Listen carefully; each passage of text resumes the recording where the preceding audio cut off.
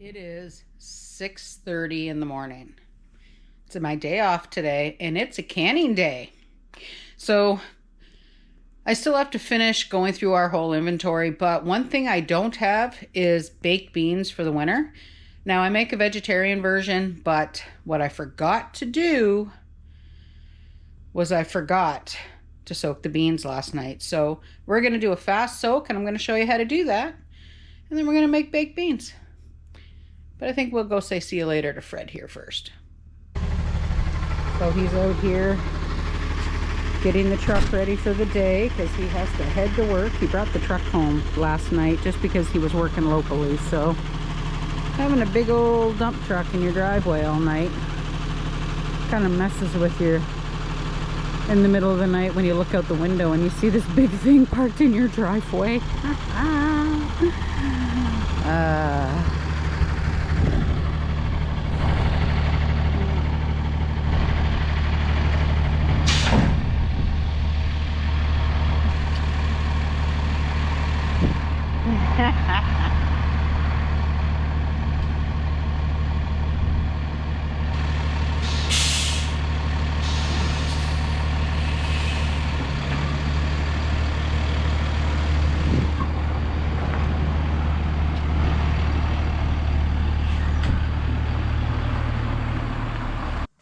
Okay, so being that I forgot to soak the beans last night, we're just going to do what's called a fast soak, if I can get the bag open. So this is a 2-pound bag of navy beans, and the burner is on high, but I do want to make a fair amount, so I'm actually going to add about another 1.5 cups, maybe 2 cups of beans.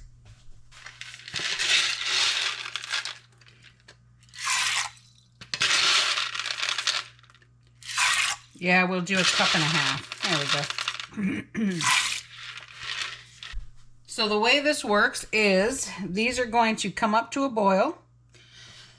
Once they're up to a boil, they will sit for about an hour in the pot. We're just going to leave them. And then we're going to drain them out. Once they're drained, we're going to start making up the baked beans. And okay, so the beans are done. I'm just going to skim this off because, you know, we don't need it. If I lose some beans, I lose some beans. I'm all right with that. There we go. Doesn't have to be perfect. All right, so now these have to sit for about 10 minutes. So I'm just going to put them aside. And now it's time to make the sauce.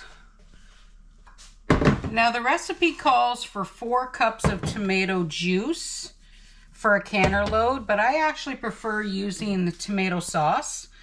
But I'm making a lot more than 1 canner load. So the way it works out is 3 of the large jars, which is 1.5, 3, oh my gosh, 4.5 cups of tomato sauce. But I'm also going to add a full jar of water, which gives us 6 cups total of liquid, okay? There we go. Gave all the jars a rinse out while I was at it.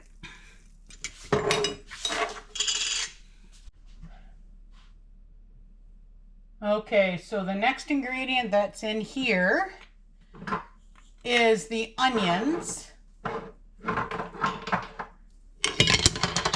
Oops, I'm making a mess, Tammy, making a mess.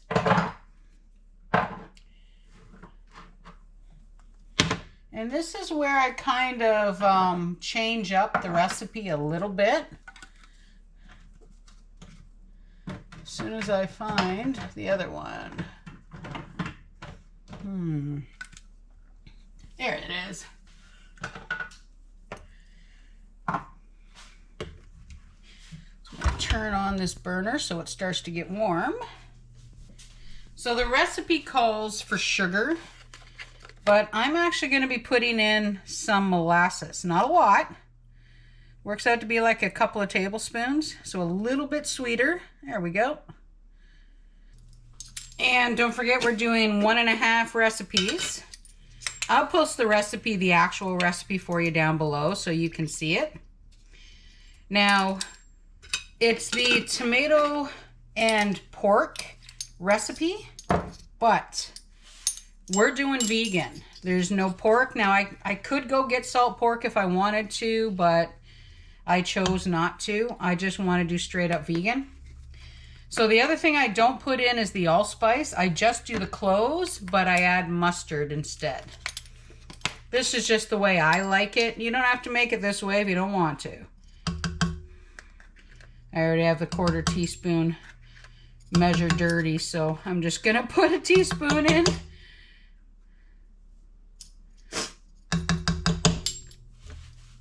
And the additional tablespoon of just sugar. There we go. And this is the sauce.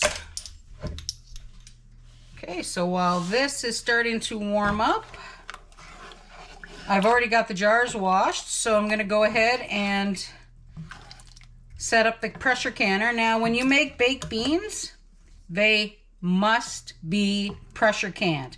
I can't stress that enough, guys. It has to be pressure canned. Even though, yes, I'm using tomato sauce, the majority of these jars are beans. They are a low acid food. Low acid foods must be pressure canned, okay? All right, I'm gonna go get the canner ready, and then I'll show you how we put these together.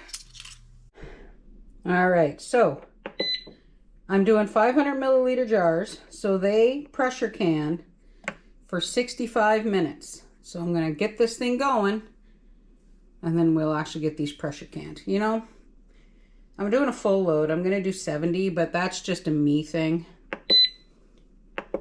All right, let's let it warm up. While this is warming up, we'll go check on our sauce.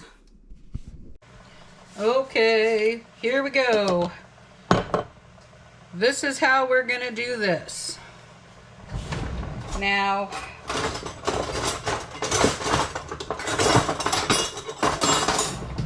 making a mess. Okay, so I need to keep the beans hot, or else I would have drained them all. So I'm just gonna use my spoon and drain them as I go.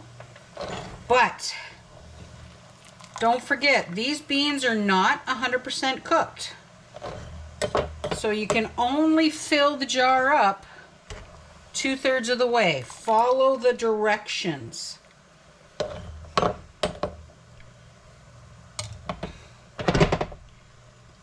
See? That actually might even be a few too many, so I'm gonna knock a few out. There we go. There we go. Mission accomplished.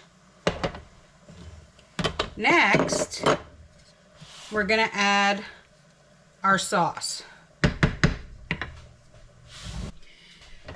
Now the sauce is 1-inch headspace. Oh, by the way, it's not 2/3, it's 3/4. Sorry, guys. So we're all, all about the safe canning, of course. So like I said, make sure you follow the directions. If you can't do it safely, like I've said before, guys, if you can't can it safely, try not to can it. Now, one important tool when you're doing baked beans, and pork and beans, or any of these bean recipes, is this guy. So what it does is it gets all the air bubbles out, because you don't want the air bubbles in there. Alrighty, 1 jar done. I'm gonna get all these done, packed, and in the canner.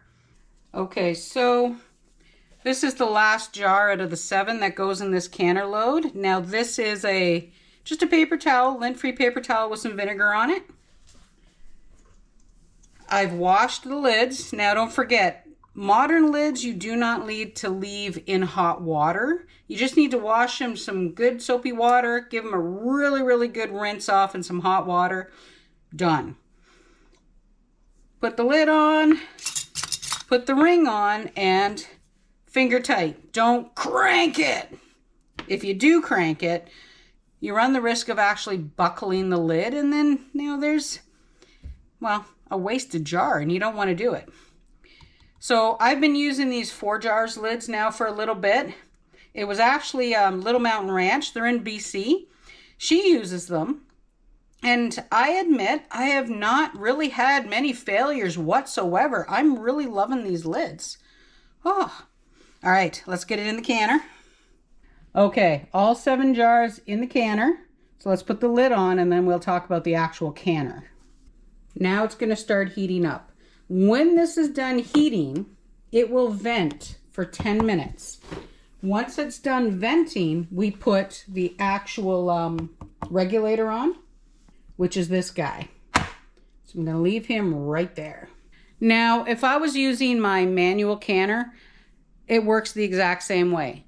Bring it up to boiling, vent it for 10 minutes, and then you put the regulator on. When it comes up to pressure, it'll start. Now, that's the reason why I love this electric pressure canner, is I don't have to babysit it. I do enjoy pressure canning, but the manual does still tend to freak me out.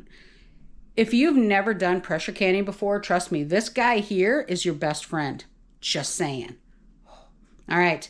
Now I should have enough for probably 5 more jars. And once this done, we'll do the last one. We'll see how many we get. Okay, it's telling me to put the regulator on. So now when you get one of these, use a cloth, because that little bit of steam that comes out of that hole, it's hot. There we go. Now, it does say vent, can, and vent. Now, you could leave this on and leave it on vent, but I bet I take it off and I put it on when I'm ready. So, it snaps on pretty easily. So now, that little thing right in there, once it comes up to pressure, that will pop up. Sorry, let me clarify. Once it comes up to almost pressure, it'll pop up. When it comes up to full pressure, it'll beep again, and then it'll start actually canning. There it goes. Ta-da! All right. Now it'll come up to pressure, and it'll start doing its thing. There we go, guys. So the first batch is done. Now these have to sit 12 to 18 hours. Now in a little bit, once they've started to cool, I will start to hear the pings. So if you notice, they're all still bump up, and you don't touch that. Leave the bump as it is, because if you push it down, you may run the risk of getting a false seal. So now if any of these don't ping and that little bubble on the top does not go down, well then, there's a jar of beans for dinner. So, all right, I've got the second set ready to go in the canner, so I'll tell you how many we get when we're all done. There we go. The beans are done. Just taking off this last little bit of drips of water, because you gotta label your stuff. All right, so these have been sitting for more than the 12 to 18 hours, and this is our finished product. So the way it works, after they've sit, you need to check all the lids. You notice there's no rings on my jars, it's just the lids. When you wash them, you wash around the edge really, really well. The way it works when you pressure can, there's a thing called siphoning. Now when it siphons, it kind of gets caught between the jar itself and the ring that gets put on there for the actual canning process. So you clean them, let them dry off like we did, except for these random little bits of water. Wow, there we go. I think I got them all. And then it's time to label. Helps if you actually turn it on, Tammy. Now this little labeler that I told you guys about the last time comes with an app on the phone. So I will be putting in here, let's see, brown beans and the month. And now I have 12 jars. 11, 12, print. I love this little thing. This has got to be one of the best things now I think I've ever got for canning. Like seriously.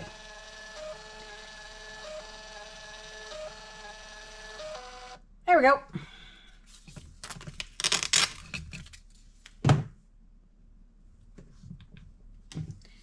And then we're just going to label them up. Now, I was writing on the lids. I think I mentioned that before.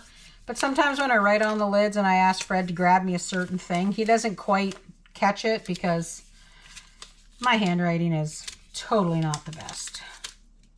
Well, to be absolutely terrible, truthful, my handwriting sucks.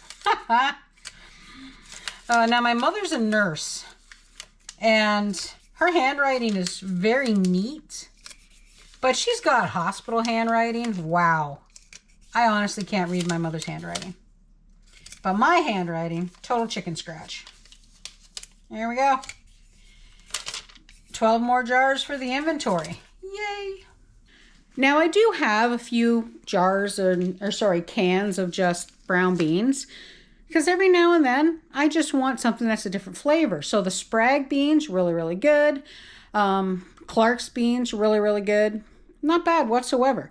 Even those English Heinz beans we bought a while back, I've actually got 1 can left. Those are actually pretty good. These, they do have more of a clovey flavor because of the cloves that are in it. And I did not put the pork. Now I'm going to link the recipe down below. They're Bernardin beans, but they're a pork and beans. Tomato and pork bean. You don't have to put the salt pork in if you don't want to. You don't have to use allspice and cloves if you don't want to. The important part is the canning process and the pressure canning. You have to pressure can beans. If you're not going to do it right, just don't do it. How many times have I ever told you guys that? So many times it's crazy. And of course, with the electric pressure canner, I do add the extra 5 minutes just because that's just a me thing. The instructions are built for stovetop canners, which I do have, but I use the electric, and yes, you can do it, the recipes are interchangeable. That's where I was going. But in my case, I added the extra 5 minutes just because it's a thing for me. The other thing I changed is I did not use tomato juice. I used my own tomato sauce and added the water so I had the same consistency of the juice. So it works out really well. So there you go. A new batch of safely canned beans. Yes, we do enjoy our beans. It's not just a summer thing at our house. Quite frequently, we will have barbecue chicken legs and drumsticks and, beans and potato salad. Like, I'll have barbecue, even though I'm not using the barbecue, in the middle of winter. Gives you that feeling of summertime. Anyway, guys, like I said, the recipe is down below, including the link for the National Center for Home Food Preservation. And also, I'll put the link down below for the pressure canner that I do use and the pressure canner that I have, because I have the electric and I have the stovetop. I just tend to use the electric more often because I don't like babysitting the other one. That's a me thing again. So go ahead, give it a try. No, you don't have to can it. It's a great recipe all on its own. You just cook the beans, of course. Takes about an hour and a half, give or take, to cook the beans on the stove or even in the oven. Oh my gosh, just saying. Yes, tangent moment. If you want to do this recipe, put it all together. Put it in a cast iron pot or a big pot or something that's really oven safe with a lid and bake it in the oven. Oh, so good. When I do baked beans, I'll put it lid on in the oven at 300 for like 4 hours. Phenomenal. So good. All right, people, go ahead, hit that like and subscribe button. Remember, happy canning, safe canning, and we'll see you next time as we continue our simpler life on PEI. Bye for now.